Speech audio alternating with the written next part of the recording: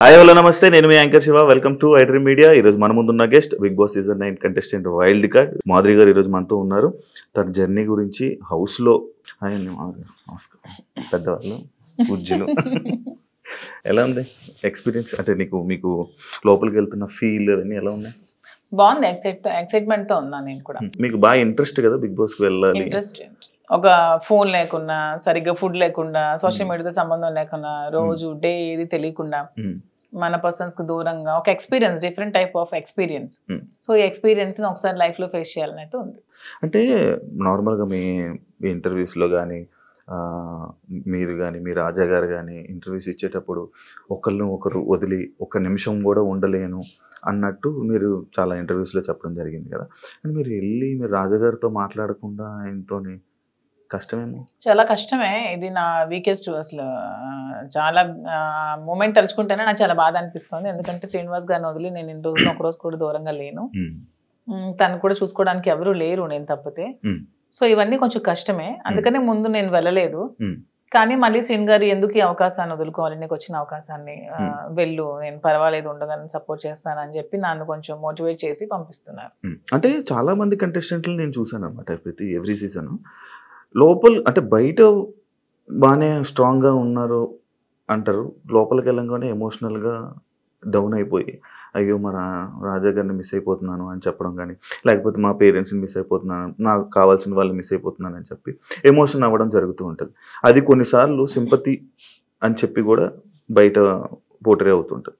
Like అలా మీరేమైనా miss అయ్యి దీని గురించి ఎమోషనల్గా ఏడవడం అలాంటివి ఏమైనా జరుగుతాయా? అలా ఏం లేదు. సింపతి, ఎమోషన్ అంటే ఏదైనా ఒక మూమెంట్లో మనం గుర్తొస్తే బాధపడవచ్చు. కానీ ఆ మూమెంట్ వల్ల గేమ్ డిస్టర్బ్ చేసుకొని ఆ మూమెంట్ వల్ల మనం వెళ్ళిన మోటివ్ మర్చిపోతే వెళ్ళడం కూడా వేస్ట్.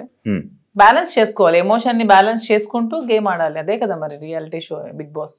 ఇక్కడ మీతో మాట్లాడుతుంది చాలా స్ట్రాంగ్గా, వెల్ ప్రిపేర్డ్గా, లైక్ ఇలా ఉండాలి అన్నట్టు ఉన్నది. మీతో ఏమి ప్లాన్ చేసుకున్నారా?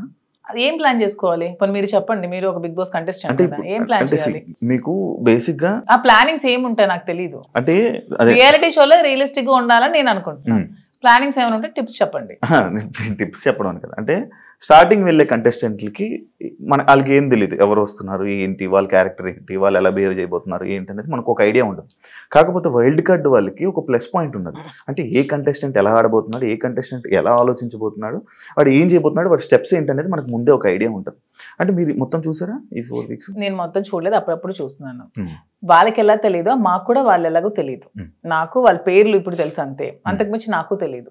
అందులో మాస్కులతో ఆడినప్పుడు వాళ్ళు ఎప్పుడు ఎలా మారుతారో కూడా ఎవరికీ తెలియదు. ఈ రోజు ఇలా ఉండొచ్చు, రేపొద్దున ఇంకొకలా ఉండొచ్చు. ఒక రోజు ఒకలా గేమ్ ప్లాన్ ఉంటుంది వాళ్ళు, ఇంకో రోజు ఇంకోలా ఉంటుంది. సో ఆ స్ట్రాటజీ కూడా కంప్లీట్ గా మనకు తెలియదు. తెలుస్తుంది అనేది అపోహ, అంతే కదా. ఈ రోజు మీ గేమ్ ప్లాన్ ఒకలా వాళ్ళు ప్లాన్ చేసుకోవచ్చు, నెక్స్ట్ మూమెంట్ కి వాళ్ళు మారొచ్చు, ఇలా కాదు నేను ఇంకోలా ఆడాలని మారొచ్చు. సో ఒకే స్ట్రాటజీ మెయింటైన్ అవ్వదు కదా. అంటే లైక్ మాస్క్లు అని చెప్పి అన్నారు కాబట్టి ఎవరైనా మాస్క్ పెట్టుకుని ఆడుతున్నట్టు అనిపిస్తుంది? అందరూ ఆడుతున్నట్టు అనిపిస్తుంది, ఎవరు జెన్యూన్ లేరని అనిపిస్తుంది. మీరు వెళ్ళాక మిమ్మల్ని కూడా మాధురి గారు ఎందుకో మాస్క్ వేసుకొని ఆడుతున్నారు అని అంటే మీరేం? నేను వచ్చాక క్వశ్చన్ చేస్తే ఆన్సర్ నేను చెప్తాను, మీకు అలా అనిపిస్తే.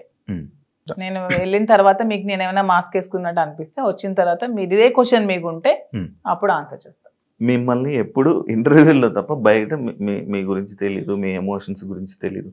ఎలాంటి విషయాల్లో మీరు కోపడుతుంటారు, ఎలాంటి విషయాల్లో మీరు ఎమోషనల్గా డౌన్ అవుతుంటారు? నాకు చాలా విపరీతమైన కోపం అసలు, యాక్చువల్గా చాలా అంటే చాలా కోపం. అసలు ఆ కోపాన్ని ముందు ఎలాగా అణుచుకోవడానికి నేను ఒక ప్లాట్ఫామ్ అనుకుంటున్నాను. శ్రీనివాస్ గారు చాలా చెప్తున్నారు, చెప్పి పంపిస్తున్నారు. చాలా కోపం. అక్కడ ఏదైనా ఒక అన్యాయం జరుగుతోంది, అక్కడ తప్పు జరుగుతోంది, అది బాగాలేదు, అలా చేయకూడదు వాళ్ళ అనే మూమెంట్ నాకు అనిపించినప్పుడు నాకు చాలా అసలు ట్రిగ్గర్ అయిపోతాను, చాలా కోపం వచ్చేస్తుంది. అంటే ఎవరైనా ట్రిగ్గర్ చేసి అది మీ వీక్నెస్ కదా. నేను ఎవరైనా ట్రిగ్గర్ చేస్తే ట్రిగ్గర్ అవ్వను, నాకు అది నచ్చకపోతే ట్రిగ్గర్ అవుతాను. అదే మీకు నచ్చని పనులు ఎవరో చేస్తారు, మరి అది వీక్నెస్ అవుతుంది కదా. అలా ప్రతిసారి ట్రిగ్గర్ అయిపోతుంది. ట్రిగ్గర్ అయ్యి వాళ్ళకి చెప్తాను, అది చేయకూడదు, మీరు ఇలా చేయండి, ఇది కరెక్ట్ కాదు, కరెక్ట్ చేసుకోండి అని చెప్తాను. వింటే ఓకే, వినకపోతే ఇంకా వాళ్ళ ఇష్టం. అండ్ ఇంకొకటి, చాలా మంది సీజన్స్లో అంటే మీ ఏజ్ కేటగిరీ గ్రూప్ ఉన్న పీపుల్ ఫాస్ట్గా ఎలిమినేట్ అయిపోయి వచ్చేసే ఛాన్సెస్ ఎక్కువ అనమాట. అది కాకుండా వైల్డ్ కార్డ్స్ కూడా లోపలికి వెళ్ళిన వెంటనే ప్రతిసారి అంటే ఎందుకు ఎక్కువ రోజులు సస్టైన్ అవ్వలేము, లోపల ఉండలేము అని బయటకు వచ్చేసే కంటే ఆ భయంతో ఎందుకు యాక్సెప్ట్ చేయడం, ఫస్ట్ వెళ్తే బాగుండు కదా అని అనిపించలేదా? అలా ఏం లేదు. వైల్డ్ గా ఉంటాను కాబట్టి వైల్డ్ గార్డ్ అనుకుంటున్నాను. అది అర్థమవుతుంది వైల్డ్ గా ఉంటారని. దాంట్లో ఎందుకు అంటే మీ ఏజ్ మేము గెలవకూడదా, మేము ఆడలేమన్నా మీ ఒపీనియన్, ఎందుకు మమ్మల్ని సపోర్ట్ చేయరా పబ్లిక్ సపోర్ట్ చేస్తారు అంటే నేను ఆ విధంగా అంటే మీరు అన్నారు కదా మీ ఏజ్ వాళ్ళు వచ్చేస్తారు, మీ ఏజ్ వాళ్ళు త్వరగా వెళ్ళినట్టు. అది అనేది జనాలు ఒక ఒపీనియన్, జనాలకి ఒక ఒపీనియన్ అలా ఉండిపోయింది. ఎందుకు ఉండిపోయింది అంటే అది ఎందుకు నాకు అర్థం కాదు. ప్రతిసారి ఆ సీజన్ లో అలా జరగడం వల్లేమో, ప్రతి సీజన్స్ లో అలా జరగడం వల్లేమో. మేము సరిగ్గా గేమ్ ప్లే చేయలేమా, మేము సరిగ్గా స్ట్రాటజీ ప్లాన్ చేయలేమా, మేము ఫిజికల్ గేమ్స్ ఆడలేమా, మేము అన్ని 100% పర్ఫెక్ట్ గా ఇచ్చినప్పుడు మమ్మల్ని మేమే ఎందుకు ఎలిమినేట్ అవుతామని అనుకోవాలి. అంటే ఇప్పుడు మీకు అంటే లైక్ ఇంత బిఫోర్ ఇంటర్వ్యూలో చూసాను, నాకేమో డబ్బుకు అంత పెద్ద కరువు ఏం లేదు, నా దగ్గర కావాల్సినంత డబ్బు ఉంది అన్నట్టు. అంటే మీ డబ్బు ఉన్న వాళ్ళు అక్కడ బాత్రూమ్లు కడమంటే బాత్రూమ్లు, గిన్నెలు కడమంటే గిన్నెలు, కింద తోడమని తోడగలరా? అదే కొంచెం కష్టం. అదే ఇలాంటి విషయాలు ఉంటాయి కదా, అలా దానికోసం అడిగాను క్వశ్చన్. కానీ శ్రీనివాస్ గారు దాన్ని కూడా నాకు మెంటల్ గా ప్రిపేర్ చేస్తారు. అంటే ఏ సిచ్యువేషన్ లో కూడా ఇలా ఉంటాయి. ఇక్కడికి వచ్చాక కడిగిద్దామనా? నేను అసలు చీపురు పట్టుకుంటేనే అతను చూడలేరు. అదే మరి ఇప్పుడు అక్కడ అలా ఉంటాయి. అది కాకుండా మిమ్మల్ని అనరాని మాటలు అంటుంటారు. నాకు ఇష్టమైనది, నాకు వంట వచ్చు కదా, నేను వంట చూస్ చేసుకుంటాను, వాళ్ళకి చేయమని. అంటే మీకు నచ్చింది ఎవరు కదా, అది బిగ్ బాస్, అది బిగ్ బాస్ రిక్వెస్ట్ చేసుకుంటాను. మంచిగా మాట్లాడా. మీ జర్నీ నేను తెలుసుకోవాలనుకుంటున్నాను. లైక్ అన్ని ఇంటర్వ్యూస్లోనే లైక్ ఏదో అంటే ఇప్పుడు జరుగుతున్న ట్రెండింగ్ టాపిక్స్ ఇది, కానీ మీ జర్నీ ఏంటి, మీ ఎమోషనల్ స్టోరీ ఏంటి, అసలు మీ ఫస్ట్ నుంచి ఎలా ఇక్కడ దాకా ఇలా రావడానికి కారణాలు ఏంటి? నా జర్నీ కావాలంటే మీరు యూట్యూబ్లో ఓపెన్ చేస్తే మొత్తం జర్నీ వచ్చేస్తుంది. అది మ్యాటర్ చూసుకోండి. తర్వాత నా జర్నీ తెలియని ఆంధ్ర కానీ తెలంగాణ కానీ ప్రజలు ఎవరూ లేరు, అందరికీ తెలుసు. ఓకే, చిన్నప్పటి నుంచి నాకు బాగా స్పోర్టివ్ స్పిరిట్ ఎక్కువ, నాకు మంచి లీడర్షిప్ క్వాలిటీస్ చిన్నప్పటి నుంచే, కాలేజ్ డేస్ నుంచే మంచిగా లీడర్షిప్ క్వాలిటీస్ ఉండేదాన్ని, లీడర్షిప్ క్వాలిటీస్ మెయింటైన్ చేసేదాన్ని. ఆ క్వాలిటీస్ తో ఉన్న నన్ను మా నాన్నగారు కొంచెం ఆర్థోడాక్స్ కాబట్టి నాకు 19 years కే మ్యారేజ్ చేశారు.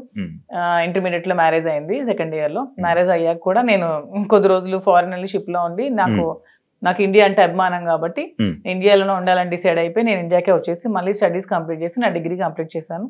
కంప్లీట్ చేసి అప్పటికే మా ఇద్దరికి కంపాటబిలిటీ సరిగ్గా లేనందువల్ల నేను ఇంకా నాకంటూ ఒక ఇండిపెండెంట్గా బతకాలని నిర్ణయించుకొని పెట్రోల్ బంక్స్ అవి స్టార్ట్ చేశాను, రియల్ ఎస్టేట్ చేశాను, కన్స్ట్రక్షన్ చేశాను. సో ఆ ఫీల్డ్లో ఉండేదాన్ని. ఇంకా కొంచెం మైండ్ డీవియేషన్కి డాన్స్ క్లాసెస్ ఫ్రీగా చెప్పాను. ఫ్రీగా చాలా మందికి, వేల మంది పిల్లలకి, విద్యార్థులకి ఫ్రీగా డాన్స్ నేర్పించాను, భరతనాట్యం, లేడీస్కి కోలాటం డాన్స్ అవి నేర్పించాను. చాలా సోషల్ యాక్టివిటీస్ చేశాను. ఇవన్నీ యాక్టివిటీస్ చూసి గమనించి నన్ను పాలిటిక్స్లోకి ఇన్వైట్ చేశారు.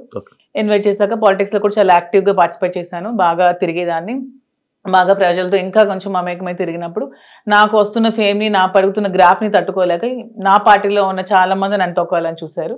ఆ సిచ్యువేషన్లోనే చాలా నన్ను బ్యాట్ చేయాలని ట్రై చేశారు. ట్రై చేసినప్పుడు నా పరిస్థితులు కూడా బాగాలేనందువల్ల, నేను దూరంగా ఉండడం వల్ల, శ్రీనివాస్ గారు కూడా ఇదే సిచ్యువేషన్లో దూరంగా ఉండడం వల్ల మా ఇద్దరం ఒకటై పెళ్లి చేసుకుందాం, తర్వాత లైఫ్ లీడ్ చేస్తాం, తర్వాత బిజినెస్ పెట్టాం, చాలా మందికి జాబ్స్ ఇస్తున్నాం, చాలా మందికి ఫుడ్ పెడుతున్నాం, లైఫ్ లీడ్ చేస్తాం. ఇది నా స్టోరీ. ఇంత ఫాస్ట్ ఎందుకంటే స్లో చెప్పు. మరి ఇంకా 1000 మందికి ఉద్యోగాలు ఇవ్వాలని నా కళ, త్వరలో నెరవేర్చాలని భగవంతుని కోరుకుంటున్నాను. హైదరాబాద్ లో ఇంకొన్ని బ్రాంచ్లు పెడుతున్నాను, వైజాగ్ లో నా బ్రాంచ్ స్టార్ట్ చేస్తున్నాము. సో ఇలా ఇంకొంచెం ముందుకు వెళ్తూ ఇంకొంతమందికి ఉపాధి కల్పిస్తూ లైఫ్ లీడ్ చేయాలనేది నా కోరిక. మీ జర్నీకి బిగ్ బాస్ జర్నీకి సంబంధం ఏంటి? నా జర్నీ చూసి నచ్చి బిగ్ బాస్ కి రమ్మని ఇన్విటేషన్. ఏం చెప్పారు జర్నీలో? ఎవరు చెప్పాలి?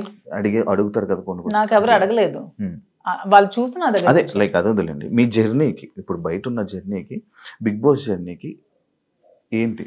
బిగ్ బాస్ జర్నీ చేసాక తెలుస్తుంది బయట ఉన్న జర్నీకి. ఇంకా జర్నీ చేయలేదు, చూసారు కదా, వెళ్తున్నాను కదా. మరి నేను జర్నీ చేస్తుంది, మీరు వెళ్తారు, మీరు గోవా వెళ్ళి వచ్చారు బాబు, మీ గోవాలో ఎలా ఉంటుందో తెలుస్తుంది. నేను ఇంకా వెళ్ళలేదు కదా, నేను జర్నీ చేసి వచ్చాక అప్పుడు చెప్తాను. డిఫరెంట్ కదా. ఇప్పుడు మీ పొలిటికల్ బ్యాక్గ్రౌండ్ అంటే బయట ఉన్నదానికి డిఫరెంట్, అంటే బిగ్ బాస్ లో ఉన్న కంటెస్టెంట్ ఆ గేమ్ అంతా డిఫరెంట్. అదే శివ గారు, అక్కడికి వెళ్ళి ఎక్స్పీరియన్స్ చేసి వచ్చిన తర్వాత అప్పుడు మళ్ళీ మనం ఇంటర్వ్యూ చేసుకున్నప్పుడు నా పొలిటికల్ లైఫ్ ఇది, నా బిగ్ బాస్ లైఫ్ ఇది అని చెప్పడానికి ఉంటుంది. ఇంకా నేను ఎక్స్పీరియన్స్ చేయలేదు. లేడీస్ అనగానే లైక్ గొడవలు ఎక్కువ. ఎందుకు గొడవలు ఎక్కువ? లేడీస్ అంటే మీకు ఎలా కనిపిస్తున్నాం మేము గొడవలు ఎక్కువ? మీకు లేడీస్ అంటే గొడవలే కనిపిస్తుంది. మా వల్లే మీ లైఫ్ స్టార్ట్ అయిందని, మా వల్లే అసలు ఈ సృష్టి మొదలైందని, మేమే పెద్ద శక్తి అని, అసలు మహిళ లేకపోతే అసలు ఈ సృష్టి లేదని, ఇవన్నీ మీకు అనిపించవా? లేడీస్ అంటే గొడవలు అని ఎందుకు మీరు నెగిటివ్ గా చెప్తారు? మీ వల్ల గొడవలు అవ్వలేదా? మీరు ఎప్పుడు మీ ఫ్రెండ్స్ తో గొడవలు లేవా? మీరు ఎప్పుడు గొడవలు పడి మందు తాగుతూ బీర్ బాటిల్ కొట్టుకోలేదా? లోపల ఎవరికి శక్తి? మహిళ శక్తి. అలాగా అంటే మీ అబ్బాయిలకి మేమే శక్తి అది అని లోపల ఎవరికైనా శక్తిగా ఉండాలనుకుంటున్నారా? ఎవరికి ఉండాలనుకోవట్లే, మాకు మేముగానే శక్తిగా ఎదగాలనుకుంటున్నాం. ఇప్పుడు మీరు ఆల్రెడీ సీజన్ చూసారు, మీకు ఎవరు నచ్చారు? అంటే అందరూ బాగానే ఆడుతున్నారు. ఎవరితో ఉండాలనుకుంటున్నారు? నేను ఎవరితో ఉండాలనుకోవట్లేదు, గేమ్ ఎవరితో ఉండడానికి వెళ్ళట్లేదు, మనం ఆడడానికి వెళ్తున్నాం. బయట అందరూ అలాగే అన్నారు, లోపలికి వెళ్ళాక ఎవరితో అలా ఎందుకు లేదు? ఇప్పుడు రిలేషన్షిప్ బిల్డప్ అయింది, బాగా బాగా రిలేషన్ లో ఉన్నాము, కప్పు నీకు కావాలా ఫ్రెండ్ కావాలని నాగార్జున గారు అడుగుతారు, నేను ఇస్తానా? ఇవ్వను కదా, నాకే కావాలంటాను. దానికి ఎందుకు మన రిలేషన్షిప్ మెయింటైన్ చేసి బాధపడి, రిలేషన్స్ మెయింటైన్ చేసి నామినేట్ చేయడానికి కూడా బాధపడాలి? చేయకూడదు, అసలు చేయలేము. నేనైతే చేయలేను. మిమ్మల్ని నామినేట్ చేస్తే చేయనియండి, నేను అవుతా రిలేషన్స్ చేయనియండి, జనాలు ఆదరిస్తారు. ఆదరించకపోతే వచ్చేస్తాను. నన్ను హౌస్ లో ఉండకూడదు, మాదిరి బయటే ఉండాలి అని అనుకుంటే ఓకే, వచ్చేస్తాను 1 week కే. యాక్సెప్ట్ చెయ్యాలి, అదే కదా లైఫ్. అంతే. నేను ఇంకోటి, ఇది పర్సనల్ క్వశ్చన్ అనుకోవచ్చు, లేకపోతే ఏదైనా అనుకోవచ్చు. లైక్ బిగ్ బాస్ కొన్ని సీజన్లకు వెళ్ళి, అంటే లైక్ ఒక రిలేషన్లో ఉన్న పర్సన్స్ లోపలికి వెళ్ళాక బయటకు వచ్చాక విడిపోవడం అలాంటివన్నీ జరుగుతుంటాయి. అవును, వాళ్ళు సరిగ్గా లేకపోతే అదే జరుగుతుంది, తప్పే ఉంది. ఏదో మనం బయట ఇలా ఉంటే బోట్లు పడతాయి, ఇలా ఉంటే జనాలు ఆదరిస్తా అనేది చాలా తప్పు. మనం మనలాగే ఉండాలి. ఆబ్వియస్లీ కంపాటబిలిటీ కుదరకపోతే వాళ్ళు రాంగ్ గా ఉంటే విడిపోవచ్చు, తప్పే ఉంది. రివ్యూస్ చూస్తుంటారా బయట? లేదు, నేను చూడను. అసలు మీకు బిగ్ బాస్ మీద ఐడియా ఉందా? ఉంది. ఏముంది? Big boss. మీకు బిగ్ బాస్ అంటే ఏమనుకుంటున్నారు? బిగ్ బాస్ అంటే ఒక బిగ్గెస్ట్ రియాలిటీ షో, ఒక నేషనల్ ఛానల్లో ఒక మంచి ప్లాట్ఫామ్. వెళ్ళిన ఎవరికైనా సరే అది మంచిగా యూజ్ చేసుకుంటే మనం మంచిగా లైఫ్లో షైన్ అవ్వచ్చు. దాన్ని ఎక్కడైనా మనం మిస్యూజ్ చేసుకుంటే అక్కడే ఉండిపోతాం నెగిటివ్గా. సో యూజ్ చేసుకునే విధానం బట్టి ఉంటుంది. ఒక మంచి ప్లాట్ఫామ్ వాళ్ళు కలిగించినప్పుడు మనం మంచిగా ఆడి మంచిగా జనాల ఆదరణ సంపాదించుకొని బయటకు వచ్చా కూడా దాన్ని మంచిగా యూజ్ చేసుకొని మనం ఇంకొంచెం స్థానానికి ఎదగొచ్చు అని నేనైతే అనుకుంటున్నాను. మంచిగా ఆడడం అంటే మనం జెన్యున్ గా ఉండాలి. మీరు అన్నట్టు అవేవి కాకుండా జెన్యున్ గా ఉండాలి. మీరు జెన్యున్ అనుకుంటారు కానీ బయట అలా అందరూ అనుకోరు కదా. అనుకుంటే ఆదరిస్తారు, అనుకోకపోతే 1 week లోనే పంపిస్తారు. బయట ఒకవేళ మీకు నెగిటివ్ అయినా యాక్సెప్ట్ చేస్తారా? నెగిటివిటీని నేను ఎక్స్ప్లెయిన్ చేసుకోగలను, ఏదైనా మా రిలేషన్షిప్ నెల ఎక్స్ప్లెయిన్ చేసుకొని చెప్పాను, అది కూడా ఎక్స్ప్లెయిన్ చేసుకుంటాను. మీ జర్నీ గురించి, మీ గురించి ఏమైనా ఆడియన్స్ చెప్పాలనుకుంటున్నారా వెళ్లే ముందు? 100% నాకు ఈ ప్రజలే నన్ను ఇంత ఈ స్థానానికి తీసుకొచ్చారు, నన్ను ప్రజలే ఆదరించారు. మీ ఆధారంతోనే నాకు ఈరోజు బిగ్ బాస్ అవకాశం వచ్చింది, మీ ఆధారంతోనే నేను హౌస్ లోకి వెళ్తున్నాను. అదే విధంగా మీ సపోర్ట్ నాకు ఇంకొంచెం ముందుకెళ్తూ నాకు ఇంకొంచెం మీరు ముందుకు నడిపించాలని కోరుకుంటున్నాను. టాస్క్ ఆడగలరా? ఎందుకు ఆడలేను? మీకు అంత వీక్ గా కనిపిస్తున్నాను అంటే ఒక ఉమెన్ మదర్ అంటే టాస్క్ ఆడలేదా? నేను అలా అనలేదండి, టాస్క్ సంజన గారు కూడా ఆడుతున్నారు కదా, లైక్ మీరు ఓకేనా? ఎప్పుడు ఆడలేదు కదా లైక్ అలా. అసలు లేడీస్ అందరూ కూడా ఆడగలరు, వాళ్ళు అనుకుంటే ఆడగలరు. Okay, thank you so much Madhuri గారు.